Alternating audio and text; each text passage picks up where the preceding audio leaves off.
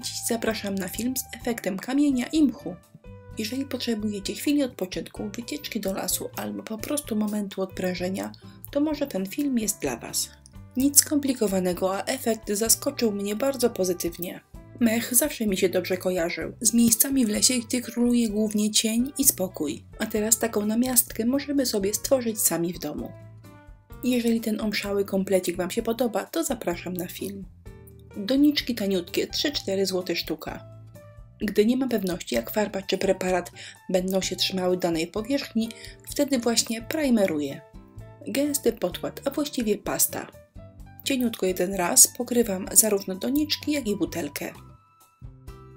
A to jest farba akrylowa. Nie miałam koloru szarego, więc do białego dodałam czarnego i jest taki, jaki potrzebowałam. Zanim nałożę efekt kamienia, farbą pomaluję doniczki. I robię to wyłącznie z oszczędności. Efekt kamienia położę cieniutko i jeżeli gdzieś zrobi się prześwit, nie będzie tego widać.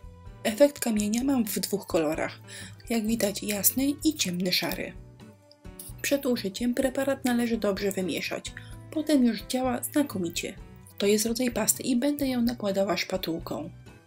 Jeżeli nie lubicie szarości, to efekt kamienia występuje w wielu innych naturalnych kolorach. Szpatułką nakładam, mieszając ze sobą oba kolory. Staram się, aby pociągnięcia były robione w jedną stronę, ale nie jest to konieczne. Gotowy pozostawiam do wyschnięcia.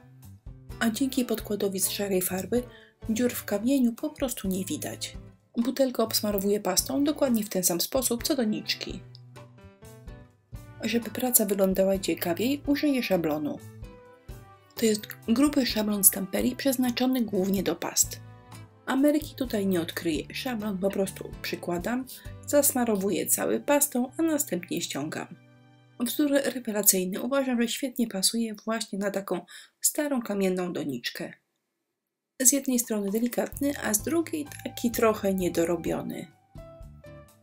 Wygląda dobrze, więc odkładam na kilka godzin, żeby porządnie wyschło. Pasta musi być sucha, naprawdę sucha, żeby ją można było przeszlifować papierem ściernym. Papier po pierwsze wyrównuje pastę, a po drugie ją matowi. Wygląda to dobrze, ponieważ jest to od razu taki efekt postarzenia.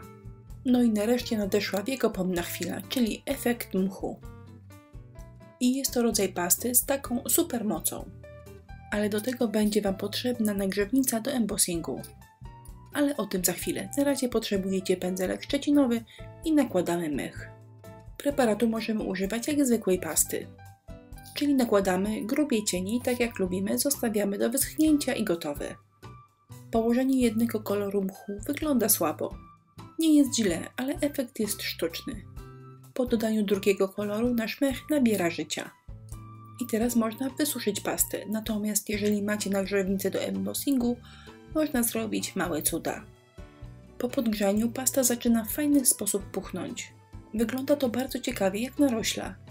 Jednakże warunkiem fajnego puchnięcia jest nałożenie pasty dość grubo.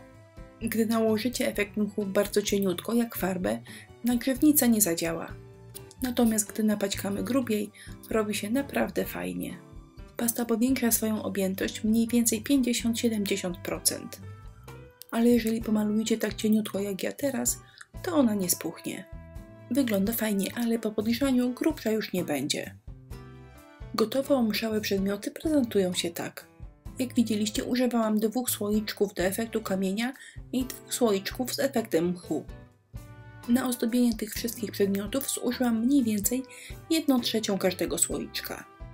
Jak wspominałam już w wielu filmach, bardzo lubię, jeżeli tworzone przeze mnie przedmioty mają jakąś wartość użytkową. Doniczki są oczywiste, ale z butelki zrobiłam świecznik. Mam nadzieję, że Wam też podoba się taki pomysł. Jeżeli tak, to listę preparatów użytych w tym filmie zamieściłam w jego opisie. Dziękuję za uwagę, zapraszam Was do naszego sklepu i na inspirello.pl.